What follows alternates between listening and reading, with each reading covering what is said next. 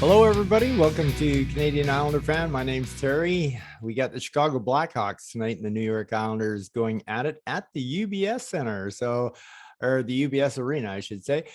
Uh, as you could tell from my video last night, I was a little frustrated. I'm hoping not to be as frustrated today. We're playing a team that we got a pretty good chance again. However, Fleury's still been playing great this year, so there's still no guarantee even against Chicago. But when it comes to stats wise and whatnot, we're probably most even to this team than anybody else. As a matter of fact, it's hard to believe that Chicago's only 4 points ahead of us. It's hard to believe that anybody's only 4 points ahead of us after being on a 10-game losing streak. So just a few things that I'm not really happy about going into this game was Barry Trotz, when he was interviewed, asking about why Wallstrom wasn't out on the 3-on-3, and he basically said because he's never played 3-on-3 before. Well, once again, it comes down to that thing when a person's looking for a job and they're only hiring with experience. How the hell do you get the experience unless you put them out there?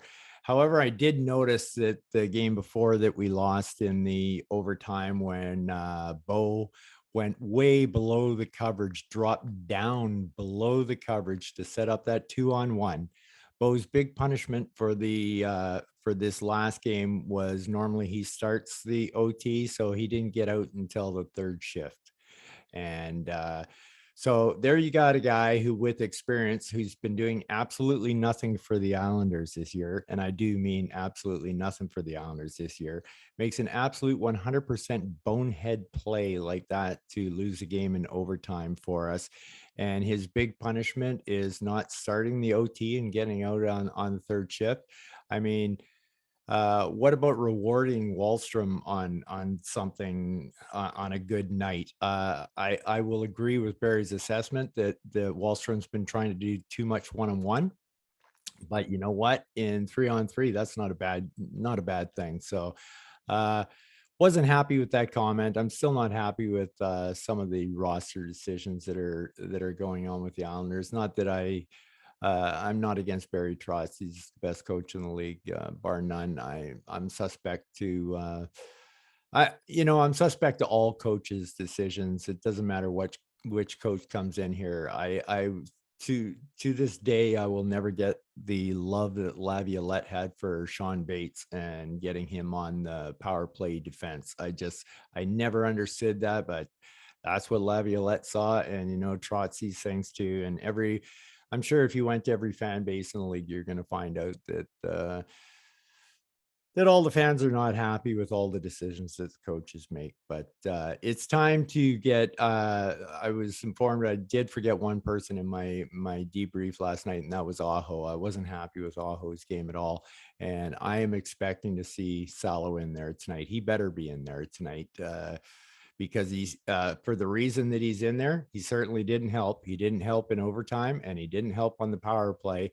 The times we looked bad on the power play was when he was out there. The times we looked good was when he wasn't out there. So, and don't get me wrong, I love the fact that Aho likes to shoot a lot. So I haven't given up hope on Aho, but if you want to win this game, get Salo in there. And Salo's, in my opinion, a better power play quarterback and would even be better in 3-on-3 than Aho is. So that's the way I see it tonight.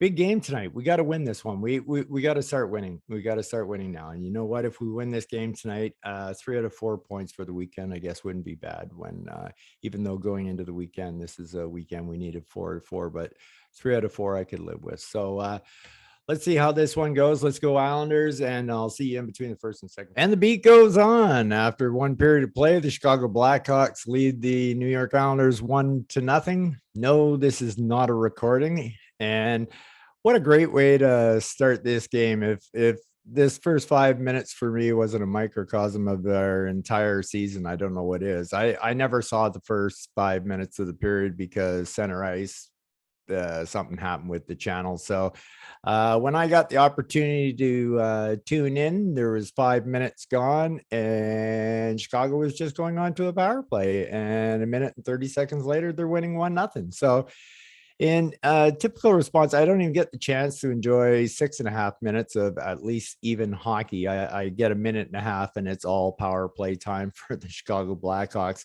And the first words I heard when we signed on, or when the pitcher finally came on, was AJ saying, and there probably shouldn't have been a penalty. I can't tell you if it was or if it wasn't, because I never saw it. So, but it didn't sound like much of a penalty. So yeah, if that doesn't sum up the season, I don't know what does. So uh so only seeing 15 minutes, the first 10 minutes I saw, which were the 5-minute mark to the 15-minute mark. Islanders looked horrible, just absolutely horrible. And they finally came on and pushed in the last 5 minutes, and started to make some things happen. So I'm hoping that maybe they carry that next 5 minutes into the last 5 minutes into the second period, and go on from there. But like I said, it's going to be tough because Fleury's been having a great season with Chicago, even though they've been getting beat bad a lot of times. But I've watched many of their games this year, and Fleury has been outstanding for them for sure. So, geez, what to report on in the first period? Well, I'm hoping that Matt Martin is a healthy scratch, and I hope that was like, get your shit together, and get moving again here, buddy, because I thought Ross Johnson looked great out there from what little bit I saw of him. But one of the best lines on the ice was Clutterbuck, Parise, and Ross Johnson. So Ross looked good. Ross is hungry. He wants it. And Matt Martin doesn't look very hungry to me right now. I could be wrong. He could have an injury. I don't know. But I'm hoping that's why he's sitting. And pretty happy again, once again, with Brian Bellows. I thought, from what I saw of the period, he had a fairly good period, as well as Noah Dobson. Noah looked really good, really composed. Seemed like he got a lot of ice time in that first period. And yeah, he looked like a leader out there on the ice in that period. I know I've been hard on Aho over. Well, I haven't been hard on Aho. Other people have been more hard on Aho than I've been, but I definitely team Salo when it comes to Aho. However, I will say this: he's the reason for one of our scoring opportunities, getting that quick shot off at the point, and Cal Clutterbuck with that tip, just nice save. Palmieri came close. Just things aren't going our way. Even when Chicago scores on the power play, it goes off a knee pad and directly right into the net. So I thought Varley looked horrible, man. He was all over the place. And one of the places he rarely was inside between the pipes. Man, he was flying way out of position a lot in that period. I'm just about ready to write off Anders Lee for another 20-25 games, because he's just not the same player coming back. He can't win a board battle. He's slow. He's it's not really being very effective out there. And yeah, so I'm hoping for I guess I just have to be patient with Anders, and the rest of us have to be patient with him as well. It takes time to come back from this injury. I know I've mentioned that more than once, but yeah, it can be tough. I thought the Barzell line was pretty much non-existent, and it's going to be with the way Lee is playing and having Bailey on his side. Matt can only do so much, and I can see the Hawks are just keying on Matt, so he's basically out in no man's land by himself right now. So it was nice to see twice tonight that once, or in the first period, not Chera joining a rush. And I also noticed one time where Aho joined a rush and made a beeline straight to the net. And this is what I've been talking about the last few games. Other teams are doing this all the time. Like, I saw Adam Fox score a goal last night while he was standing 6 feet in front of the goaltender. And the play's been going on in the end, and there's this defenseman standing right in front, and he scores. We need our guys jumping up like that, our D men, at least to just drive the net to open something else up. They don't even have to score. Anyway, after one period, Hawks lead us 1-0. I seem very malaise today about this game. It's getting harder and harder to get up for these games, but I'll still keep the faith. Let's go, Islanders. Come on, man. We can do this. Let's win them. Let's win one. After 2 periods of play, the New York Islanders are tied with the Chicago Blackhawks 1-1, and that's a much better period. It's nice to finally have a period to talk about something positive. It seems like it's been forever since I've had that chance to do that. Yeah, a lot of good things to talk about. Our power play is one of them. Getting us another power play goal is absolutely fantastic. That makes it 3 out of our last 5. So, I mean, going into this game, we were 29th worst power play in the league, and before last game, we were 32nd. So, who knows? Maybe 1 for 2 tonight might bring us up to 28th. Who knows? But there were so many things to like about the power play for sure. They were just bombs away and firing, and that's what I like to see. And Ovi is, or not Ovi, I mean Wallstrom in that Ovi spot is really starting to look comfortable. One of the things I always said about that Pollock never adjusted to when he tried to go over there to the OV spot and whatnot, and now Wallstrom's starting to do it a bit, is I like to compare it to those tabletop hockey games where your forward would go all the way from the blue line right to almost behind the net, right? Well, that's how Ovi plays that spot. Sometimes he scores 2-3 feet from the net playing that spot, because he goes up and down and up and down and up and down. And he's always moving, and he's in different spots. And that's what makes him so successful. And I was watching Barzell on this power play, and he is really looking to get that puck to Wallstrom. And he did it a couple of times, some beauty cross ice passes. So you put Wallstrom on the one side and Barzell on the other with a shooting defenseman like Aho. Like I said, I haven't been as down on most people on Aho as others. I still think Salo is the better option. I think we'll shoot just as much as Aho does as well. So, but I'm not taking nothing away from Aho. The guy, he shoots the puck, and we've been missing that for a long time. So, and hey, that's how we scored. It was a harmless wrister that got through, that Pajot got his stick on. And really happy for Pager getting his first goal, and he looked pretty pumped about it. And I was pumped for him. It's like a monkey coming off your back for sure. It's the weight of the world sometimes as a hockey player. Sometimes I have a hard time relating to these streaks that are this long. I don't in my playing time. I don't ever recall going longer than like four or 5 games maybe without a goal. But mind you, obviously I wasn't playing well. I was competitive when I was younger, but never got to the NHL where it was really tough. So it's hard for me to relate, but I know how I felt after going on a 4-game slump or something. I was pretty pumped when I scored. So I can only imagine what it's like when you're in the 10, 15, 20 range. That must be just crazy. Anyway, really happy for him. So our power play goal to tie the game is Pajot from Aho and Barzell. Barzell is really racking up the points lately on the power play, which is great to see. I found it curious that I talked in my last video about free Barzell from Anders Lee and Josh Bailey. And I found it quite funny that Barzell got double shifted, and he goes out there with Ross Johnson and Cal Clutterbuck and has better shift with them than he does his own line mates. You got to get him off, man. There's something wrong with Anders, and he's not going to be better to the 40 game mark, and may not even happen this year. It might be next year. But until that happens, Anders needs to go to the third line and get third line minutes until he starts getting back to where he was. And we need to release Matt Barzell from both Bailey and Lee. And it's pretty bad when and I know this is something Butch would never do, but even AJ, she was so I was going, go AJ, go.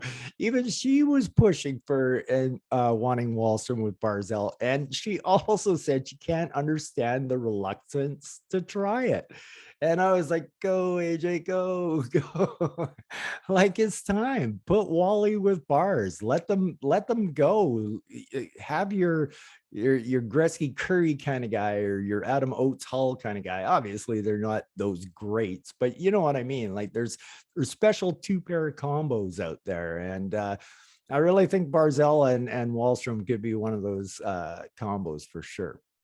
Uh, even with Lee on the line, because if you look at it, you got Lee to stand in front of the net. You got Wallstrom or Barzell to control the puck and pass it to Wallstrom, and Wallstrom will shoot, and Lee will pick up the garbage. You got two strong guys in Wallstrom and Lee to work the boards. You got a crafty guy in Barzell to work the boards. It just seems like a great line, but for some reason, I guess Barry gets in his ways and he just won't give in sometimes. And hopefully eventually it'll happen. So anyway, I was pretty excited with that. Barry. Oh, well, got to talk about Noah Dobson. My God, this kid is absolutely gone to another level. He's, and I still think there's other levels above this, but this kid doesn't even look like the same kid that he used to be. He is out there playing with so much confidence, and man, those moves he made, he's looking really good. If there's one positive that has happened about this horrendous start we've had, is that Noah's gotten thrown into a situation where he was actually kind of a veteran on a D pairing, and he took it over, and you can just see it oozing out of him now, and he's jumping into the play. He's looking really good, it's nice to see Noah come up to that level. I got a lot of good things to say about a lot of people after the end of the game. Hopefully I'll still be able to say those after this third period. I really think we're going to take this home. 4-1 Islanders. There you go. Anyway, like I said, I'm always the optimist fan. So, hey, there's no saying that two of those won't be empty netters. Okay, so anyway, it's Islanders 1, Blackhawks 1, third period left to play. See you after the game. The New York Islanders fall 3-2 to the Chicago Blackhawks in a shootout, and that brings it to 11 games without a win for the Islanders. And there's some real reasons there why they're not winning, but I'm gonna try to stay on the positive here. So, all right, we've got a 3-game consecutive point streak going here. I know it's only 3 points, but I know we said it after the first game. It's only a point, but said it after the second one. Well, it's only a point. We've done it twice, but now we've done it a third time. These points all add up in the long run. If we're, you know, if we all of a sudden go on a 7-game win streak now, these points become really big. But like I said, let's focus on the positive here, mostly on this one, folks. Noah Dobson has arrived. Oh my. This guy to me was the first star of the game. He just seemed to he took it just wasn't like watching the same hockey player I'd been watching a month ago even. And wow. Now all of a sudden my optimism about Noah Dobson is going through the roof right now, seeing what this kid is absolutely capable. What a huge goal with 3 seconds left in the game to get the Islanders a point. Noah Dobson from Barzell, who's been racking up the assists, and Bailey. Yeah, Noah, great job, man. What a great shot. Kudos going out to both Wallstrom and Lee for screening Fleury on that as well. Really, it was exciting. It was nice. It gave us a little something to cheer about. The place got loud. You could hear that it was really loud. And Yeah, it was a feel good story going on there. I really thought this was going to be the night somehow, some way we would end up winning this game, but we didn't. And I don't hold shootouts against team because to me, shootouts not real hockey. The same as like I'll never understand how they can have a World Cup of soccer that they play once every 4 years and have the deciding game decided on penalty kicks. I don't get that, and I'm so glad it has nothing to do with our playoffs. I get the gimmick of it, but if you're going to do the gimmick of it, you have to do the 3-2-1 point system. And we know that the owners are not going to go to the 3-2-1 point system because it'll just spread the teams out and they'll lose money because teams stay in the playoff races longer. So the gimmick of having to have a game with a winner is really quite gone. So I say, play 5 minutes, play 10 minutes of overtime. You don't have a winner. It's a tie. That's just basically it. And that's the way it should be. So I'm not going to hold the loss against the Islanders tonight. So anyway, really exciting come from behind win. I was really disappointed getting up to that point. And I got so many names, but I'm not going to name them all because there was just too many of the guys did it, and they passed up shots before we tied up the game. So many shots were passed up, glorious, wide open, shoot at the net shots. I mean, granted, we were shooting a little more than normal, but we were still trying to be a little bit too pretty. We need to take the shots when available, and that's why we're not scoring. I remember that one power play, we just bombarded them with shots. Eventually, it's going to hit off a knee pad or something and deflect in the net. Like if you keep shooting, things like that will happen. But for some reason, the Islanders still like to hold back on their shots. I'm not sure why. All right, let's talk about the players for the game. Austin Czarnik, same thing as last night. Lots of effort, but he's an AHL player, and we need more than an AHL player in that spot. Zach Parise, same deal. Getting so close to scoring that goal, getting so close. And I want to come down on Zach Harder because he hasn't scored. I just kept watching him tonight, and he did so many good things right out there tonight, like with back checking and forward checking, keeping plays and intercepting passes and going to the net. And it's like, how can you get mad at the guy? He's just not scoring. And it's he's doing what he's supposed to be doing. But at least Zach is getting the puck to the net and trying to go there. Josh Bailey, same. I mean, same as I always think of Josh Bailey. Black hole. That's it. That's really all I got to say about Josh tonight. Matt, he had some moments, but man, he had a really rough third period. Oh my God, he was turning over the puck like crazy. He was falling off his skates. He's unbalanced, and he played so well in the first two periods, and then he just kind of fell off. But bottom line is Matt Barzell's in on both of our goals. So no matter what way you look at it, it's hard to be mad at a guy who's got 2 points when you score two goals. So I guess good game by Matt, but still he had a rough third period. Cal Clutterbuck. Wow, I thought he had just an awesome game. The effort level from Cal out there, and he's just playing good hockey. He's making good passes, good forechecks. He's always hitting. He's just, he looks engaged out there, and it's really nice to see because it's nice to see him doing it without Cizikas and Martin. And to me, he really seems to be carrying whatever line he's on and making that line seem pretty good. So kudos to Cal. I thought he had a really, really good game. Anthony Beauvillier, wow, talk about struggling. Boy, this guy is struggling. I know we've all seen this before, and it can go 20, 30 games even with this guy. And I don't know if we can keep putting up with this. You know, these are long stretches that Bo goes disappearing, and I wouldn't be adverse to a trade. I really wouldn't with Bo. I know he's a good playoff performer.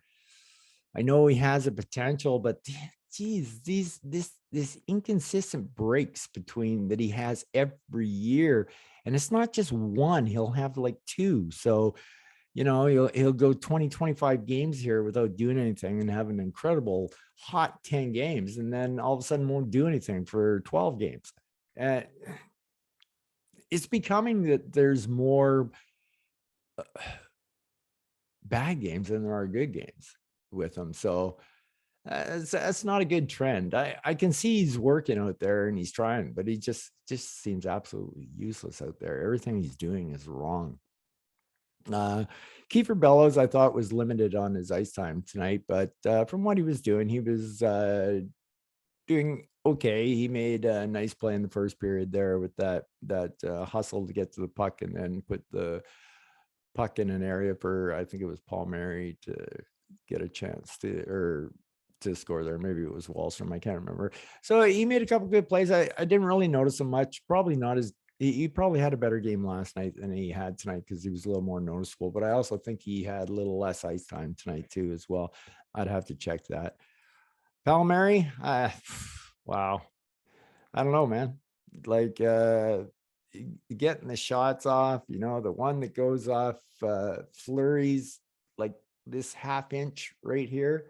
I mean, half inch. It's a game of inches. Like, it was a great shot. He's putting the puck to the net. A couple times he put some in the crest, which you can live with. At least he's trying to get it to the net, and rebounds can happen. Anything can happen. It can slip through the 7 slot there.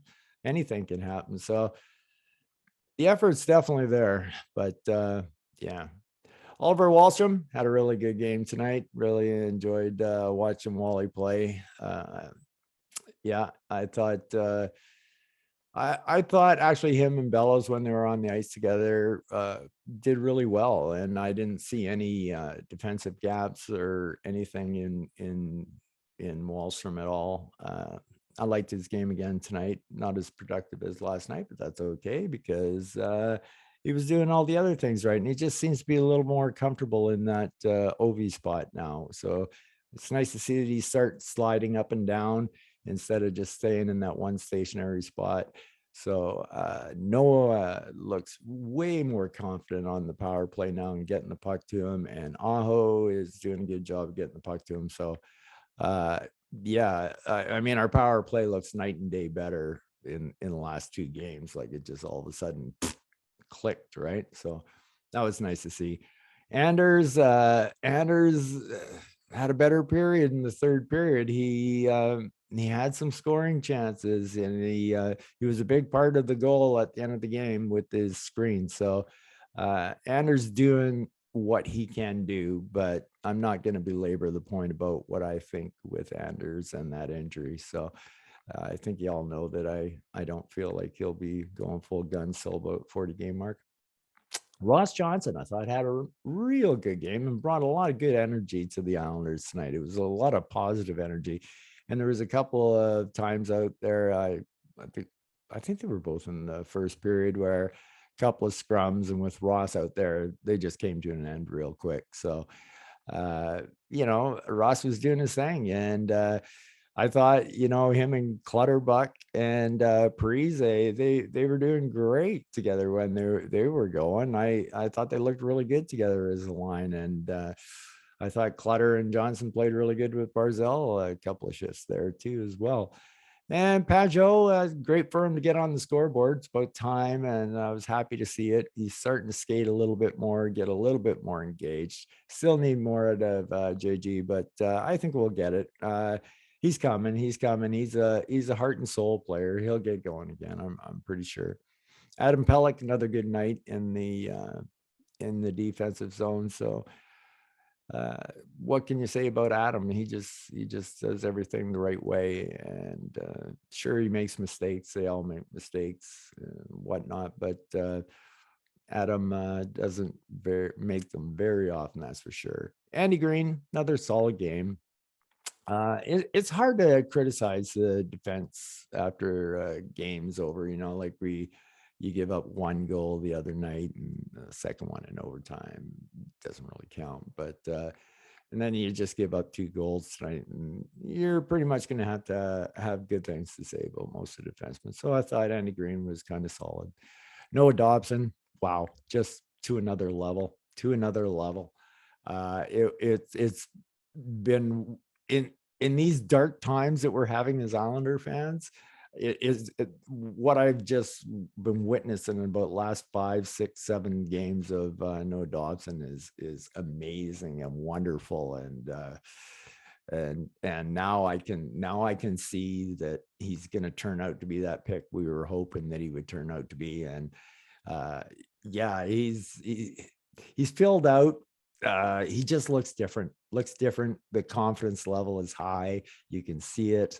Scoring that goal, I think it's awesome for him tonight. Really give him a boost. And that's only the second goal we scored on a defense this year. So great job by Noah. Well done. Scott had another good game. He had one really bad giveaway in our zone in the third period there, but it wasn't a stupid giveaway. It was just he misplayed the puck and it slipped off his stick, and that kind of stuff happens, but it could have hurt us. But overall, Scott had a good game. Aho, he had a good game too. He was moving the puck. Yeah, he was out there for goals scored against and that, but we don't get that goal in the first period on the power play without Aho. And I think people tend to forget how our defenseman never shot the puck from the point. Like Letty rarely ever shot the puck. At least Aho is willing to chuck it towards the net, and good things happen. So it's really nice. And Noah was cranking them from that spot tonight too. Once you start getting that's the John Carlson kind of deal thing, right? Now all of a sudden you got to respect that top spot, which opens up a whole lot more for Wally down on the OV spot. I thought Zdeno had another good game. Yep. We did get one big break tonight. Zdeno actually, I think that probably should have been a penalty for over the last night, but Zdeno was solid once again, and yeah, another good game for him. He's been solid for us for his last 7 or 8 games now, and he had a rough start. We all know that. And one thing I hate about fans sometimes is when somebody gets off to a rough start like that, and then the fan base labels them as, oh, this guy just sucks. You know what I mean? When they come back, the fans aren't forgiven, and they're just given that label for the rest of the year, no matter how well they play. And if people can't see that Char is not playing good defense out there, well, then they're kind of blind, because he's been looking really good out there. So anyway, I guess we'll talk a bit about Varley here. He was definitely good when he had to be. He didn't have a whole lot of action, I didn't think, throughout the game, but most of the time he was there when he had to be there. Had a good save in the shootout. Wow, it's Patrick Kane. I mean, I would have kind of dove out at him or something. I hate when he slides out like that and stops. I would have just attacked him. But yeah, overall, pretty good game from Varley tonight. So anyway, the Islanders, I'm going to end this podcast on a positive note. The Islanders are now on a 3-game point streak, and which means, I guess, we're actually rocking and rolling if we're on a 3-game point streak. So it was an exciting finish with Dobson getting a late goal. It was exciting, even though we lost. And I really hate losing this shootout, because you can't be mad, but you kind of are. You know what I mean? And it's like, it just sucks, because it's not really hockey. But anyway, overall, the ending gave me something to cheer about. True Islanders, your fandom is being tested now. That's all. Us diehards who went through the 90s and all the owners and all that stuff, this is a piece of cake for us. piece of cake. We'll bounce back from this. Don't worry about that. So anyway, I thought a better effort by the Islanders tonight. So yep, okay. 3-game point streak. That's it for now. So you guys out there, you could take it easy, take care, and peace out.